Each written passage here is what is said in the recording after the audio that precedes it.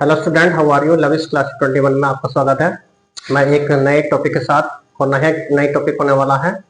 और आज की जो वीडियो है बहुत इंपॉर्टेंट है और ये साइंस ग्रुप के बच्चों के लिए है, क्लास 10th और क्लास 12th दोनों के लिए, और 12th साइंस भी बहुत इंपॉर्टेंट है। आते हैं फिजिक्स में और ज़्यादातर क्वेश्चन आते हैं इसमें। देखिए, सबसे पहला हम आज का टॉपिक उठाते हैं, प्रकाश का अपवर्तन। प्रकाश का अपवर्तन क्या है, किसे कहते हैं, इसके नियम लिखिए। तो हम सबसे पहले हम यहाँ पे लेंगे प्रकाश का अपवर्तन होता क्या है। प्रकाश का अपवर्तन, देखिए प्रकाश का अपवर्तन, देखिए इसको हम दो तरीके से देख सकते हैं। इसमें जब प्रकाश किरण एक माध्यम से दूसरे माध्यम में प्रवेश करती है तो वो अपने मार्ग से विचलित हो जाती है। इस घटना को प्रकाश का अपवर्तन कहते हैं। या इसको ऐसे लिख सकते हैं कि जब प्रकाश किरण एक माध्यम से दूसरे माध्यम में प्रवेश करती है तो उसका वेग और दिशा दोनों बदल जाते हैं। इस घटना को प्रकाश का अपवर्तन कहते हैं। तो मैंने क्या कहा इसमें, जब प्रकाश किरण है एक माध्यम से दूसरे माध्यम में प्रवेश करती है तो क्या होती है, वह अपने मार्ग से विचलित हो जाती है। इस घटना को प्रकाश का अपवर्तन कहते हैं। अब इसमें आते हैं प्रकाश के अपवर्तन के नियम। तो देखिए इसमें जैसे मैंने ये दिखाया है, ये प्रकाश किरण एक माध्यम से जा रही है, माध्यम पहला है आपका वन से माध्यम 2 में प्रवेश कर रही है, तो ये अपने मार्ग से विचलित हो जाती है। आपके क्या हो जाती है, अपने मार्ग से विचलित हो जाती है। तो इस घटना को प्रकाश का अपवर्तन कहते हैं। जो किरण आती है उसे आपतित किरण कहते हैं। जो परावर्तित दूसरे एक माध्यम में आती है तो आपतित हो गई, और दूसरे माध्यम में प्रवेश करती है वो अपवर्तित किरण कहलाती है। और जिस कोण पर वो आती है उसे कहते हैं आपतन कोण, और जिस पर वो अपवर्तित होती है वो होता है अपवर्तन कोण। आर से नोट किया गया है यहाँ, आई से। तो पहले माध्यम को, पहला माध्यम 1 है तो उसका अपवर्तन n1 है, और दूसरा माध्यम 2 है तो उसका अपवर्तनांक क्या है, n2 है। पहला माध्यम मेरा निर्वात का है यानी कि वायु में है, दूसरा माध्यम मेरा कांच के लिए है, जिस तरह से दिखाया गया है इसमें। तो देखिए इसमें अविलंब में दिखाया गया। अब इसमें क्या है, प्रकाश का अपवर्तन मैंने बता चुका हूँ, एक बार फिर रिपीट कर देता हूँ डेफिनेशन इसकी। जब प्रकाश एक माध्यम से यानी प्रकाश कण एक माध्यम से दूसरे माध्यम में प्रवेश करती है तो वो अपने मार्ग से विचलित हो जाती है। प्रकाश की इस घटना को, है ना, प्रकाश का अपवर्तन कहते हैं। या इसको ऐसे कर सकते हैं हम इसमें, जब प्रकाश किरण एक माध्यम से दूसरे माध्यम में प्रवेश करती है तो उसका वेग और दिशा दोनों बदल जाते हैं। इस प्रक्रिया को प्रकाश का अपवर्तन कहते हैं। और प्रकाश का अपवर्तन के नियम, इसके दो नियम है हमारे पास। नंबर 1 हो गया आपका, नंबर 2 का हमारा है प्रकाश के अपवर्तन के नियम। देखिए प्रकाश अपवर्तन के नियम बात करेंगे यहाँ पर। प्रकाश के अपवर्तन के नियम कितने हैं, देखिए इसके जो हैं, इसके दो नियम है, दो नियम है। कितने नियम है हमारे पास यहाँ पर, दो नियम है आपके पास। प्रकाश के अपवर्तन के दो नियम, इसके दो नियम हैं जो इस प्रकार है। नंबर 1 बात होती है कि आपतित किरण, ये जो आपतित किरण है, और आपतन बिंदु, जो आपतन बिंदु है ये है हमारे पास पर अविलंब, और अपवर्तित किरण, तीनों एक ही कला में होते हैं। क्या है यहाँ पर, आपतित किरण तथा आपतन बिंदु पर अविलंब तथा अपवर्तित किरण तीनों एक ही तल में होते हैं। ये पहला नियम। दूसरा नियम ये है हमारे पास कि आपतन कोण की जया, है ना, किसी माध्यम के लिए कोण है यहाँ पर, आपतन कोण की जया तथा अपवर्तन कोण की जया का अनुपात जो होता है वो कांस्टेंट होता है यानी नियतांक होता है। अर्थात हम लिख सकते हैं sine i upon sine r equal to n बराबर होता है n2 बटे n1। इस तरह से बराबर नियतांक, हम इस प्रकार से भी नियतांक हम लिख सकते हैं। नियतांक कांस्टेंट है, या इसके आपको यहाँ पे भी लिख सकते हैं ऐसे, यहाँ sine i upon sine r equal to 2n1, इस तरह से भी लिख सकते हैं हम। यानी कि एक माध्यम का यानी दूसरे माध्यम, पहले माध्यम के सापेक्ष अपवर्तनांक n क्या है यहाँ पर, अपवर्तनांक है आपका। तो स्नेल का नियम हुआ आपका sine i upon sine r, यानी कि यहाँ पर बात करते हैं यहाँ पर जो है sine i upon sine r equal to n। ये क्या, किसका नियम है, इसे स्नेल का नियम, यानी कि ये जो इतना पोर्शन आया है ये है स्नेल का नियम। स्नेल का नियम कहलाता है आपका, स्नेल का नियम है आपका। Sine i upon sine r बराबर क्या है, स्नेल का नियम है। यानी स्नेल के, इसने इस बात को कहा, यानी कि आपतन कोण की जया और अपवर्तन कोण की जया का जो अनुपात होता है वो नियतांक होता है। अर्थात sine i upon sine r बराबर n क्या है यहाँ पर, अपवर्तनांक है, किसी कांच के लिए अपवर्तन है। यानी जब हम अपवर्तन की बात ये करते हैं कि निर्वात में प्रकाश की चाल और माध्यम में प्रकाश की चाल का जो अनुपात होता है वो हमारा अपवर्तनांक कहलाता है, कांच का अपवर्तनांक कहलाता है। यानी कि निर्वात में यानी वायु में प्रकाश की चाल और माध्यम में प्रकाश की चाल, उन दोनों के अनुपात को अपवर्तनांक कहते हैं। या मान लीजिए एक माध्यम ये है, मान लीजिए इस माध्यम में चाल हम मान लेते हैं, जैसे माध्यम 1 में प्रकाश की चाल v1 होगी, माध्यम 2 में प्रकाश की चाल v2 हो गई, तब इन दोनों का जो अनुपात होगा वो आपका जो होगा वो अपवर्तनांक कहलाएगा। अर्थात यह हो गया आपका 2n1 = v1/v2। ठीक है। अब यहाँ पर जो है स्नेल के नियम की बात की है, अपवर्तनांक वो क्या हुआ, n बराबर होता c/v हुआ आपका। c/v क्या हुआ, ये c जो है ये निर्वात में प्रकाश की चाल और बटे माध्यम में प्रकाश की चाल, ये इस प्रकार से लिखा हुआ है आपका यहाँ पर n बराबर c/v, या इसको लिख सकते हैं v बराबर c/n, यानी कि माध्यम की प्रकाश की चाल बराबर जो होती है वो निर्वात में प्रकाश की चाल के अपवर्त के अनुपात के बराबर होती है। n के यहाँ अपवर्तनांक, जबकि c क्या निर्वात में प्रकाश की चाल है आपकी, यानी कि v जो होती है ये माध्यम प्रकाश की चाल जो होती है अपवर्तनांक की 1/n गुना होती है। इसके यहाँ c क्या है, नियत है, कांस्टेंट है हमारे पास, तो अगर मैं इसके अनुपात लिख सकता हूँ यहाँ v व्युत्क्रमानुपाती 1/n के। इसका मतलब ये हुआ कि माध्यम के प्रकाश की चाल जो होती है वो अपवर्तनांक के व्युत्क्रमानुपाती होती है, अर्थात 1/n गुना होती है। तो ये देखिए इसमें, अब इसको हम ऐसे भी लिख सकते हैं, और में देखिए जैसे मैंने यहाँ लिखा आपका v बराबर c/n है, n बराबर c/v है आपका, c/v है तो हो जाएगा n बराबर v1/v2। ये मैं ऐसे भी लिख सकता हूँ v1/v2। v1 क्या है, माध्यम 1 में चाल है, जबकि v2 क्या है, माध्यम 2 की चाल है। जैसे माध्यम 1 में यह माध्यम 1 है तो इसमें चाल v1 मान लीजिए, इसमें आप v2 मान लीजिए, तो इन दोनों का जो अनुपात होगा वो अपवर्तनांक कहलाएगा आपका। तो ये यहाँ पर ये अपवर्तन की बात हो गई। अब है लेंस के फार्मूले की बात। लेंस का फार्मूला,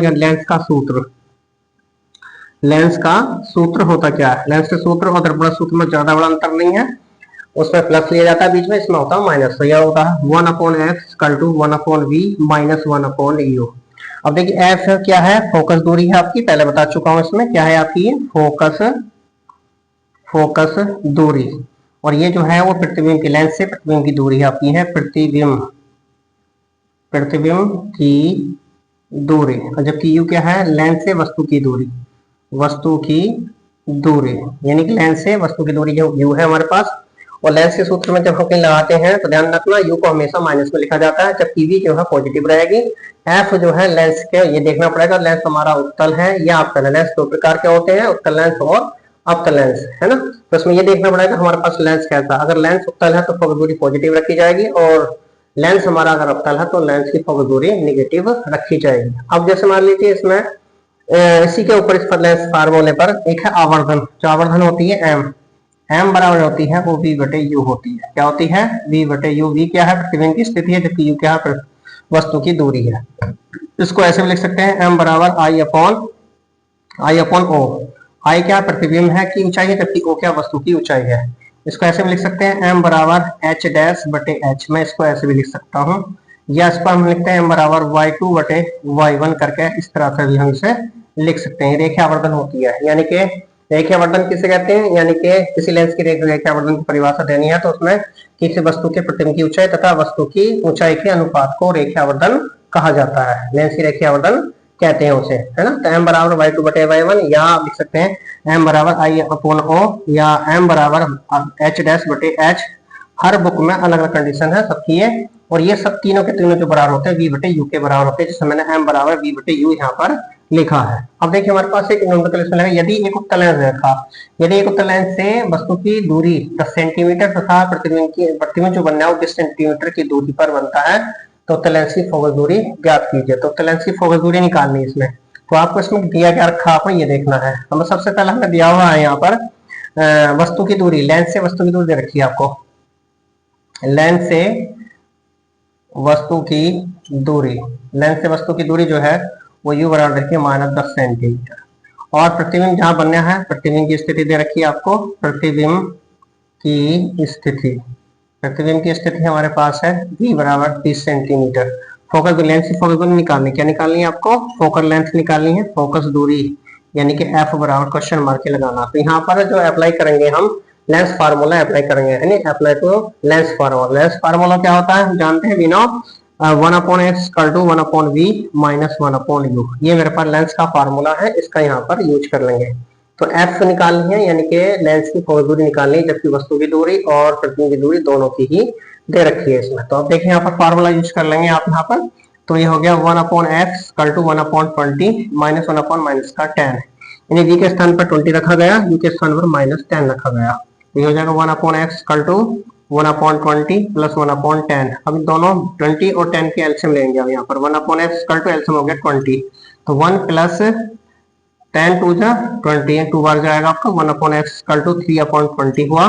तो f बराबर हो जाएगा 20/3 सेंटीमीटर। यानी फोकस दूरी जो आ गई वो हमारी 20/3 आ गई। अगर हम ज्यादा आगे करना चाहे तो वो ऐसे भी लिख सकते हैं यहाँ, f बराबर 3 से भाग कर देंगे, 3 6 18 और 3 6 18 3 7 21, यहाँ हो जाएगा f बराबर 6.67 है ना, 6.67 सेंटीमीटर। ये मेरे पास फोकस दूरी का आंसर आ गया। इस तरह से हम फोकस दूरी यहाँ पर निकाल देते हैं। तो यहाँ पर फार्मूला भी यानी पर न्यूमेरिकल भी दे दिया हमने, और यहाँ प्रकाश का अपवर्तन, प्रकाश के अपवर्तन के नियम भी है, अपवर्तन के बारे में भी बता दिया यहाँ पर, स्नेल का नियम भी यहाँ बता, बहुत इंपॉर्टेंट है। स्नेल का नियम ज्यादा से ज्यादा आता है।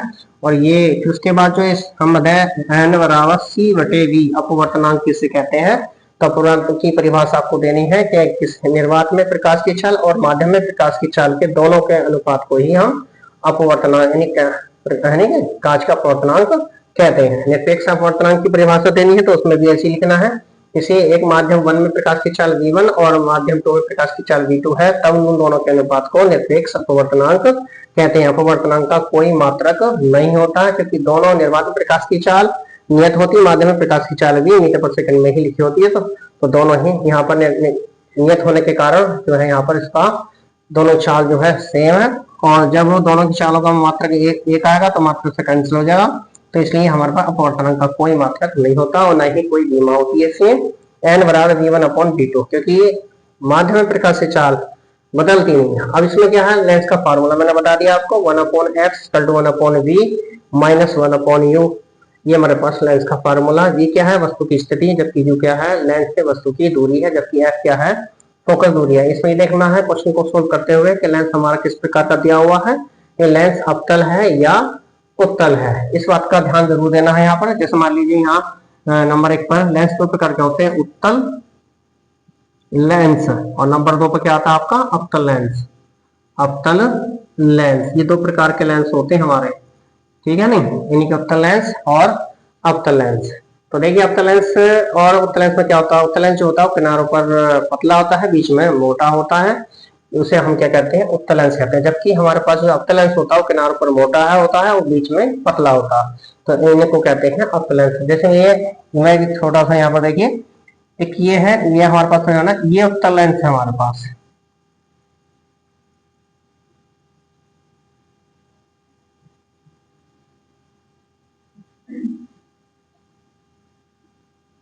ये अवतल लेंस है, ये पार्ट जो था। और ये हमारे पास जो है, ये मेरे पास अवतल लेंस है। बी पार्ट जो है, बी जो है अवतल लेंस है, जबकि ए क्या है, उत्तल लेंस है। तो उत्तल लेंस होता है किनारों पर पतला होता है, बीच में मोटा होता है, जबकि अवतल लेंस होता है किनारों पर मोटा होता है, बीच में पतला होता है। ये लेंस हमारे जो होते हैं वो 2 प्रकार होते हैं। इसकी जो फोकस दूरी होती है एफ जो होती है पॉजिटिव होती है, जबकि इसकी एफ जो होती है वो -b होती है, यानी कि अवतल लेंस की जो फोकस दूरी होती है वो ऋणात्मक होती है, जबकि अवतल लेंस की फोकस दूरी धनात्मक होती है। तो यहाँ पर हमारी वीडियो पूरी होती है। बहुत इंपॉर्टेंट वीडियो थी आपकी, बहुत इंपॉर्टेंट क्वेश्चन है, और क्लास 10th के लिए भी और 12th के लिए। तो आपसे हर बार यही गुजारिश होती है कि हमारे चैनल को ज्यादा से ज्यादा सब्सक्राइब करें, लाइक करें, शेयर करें। धन्यवाद।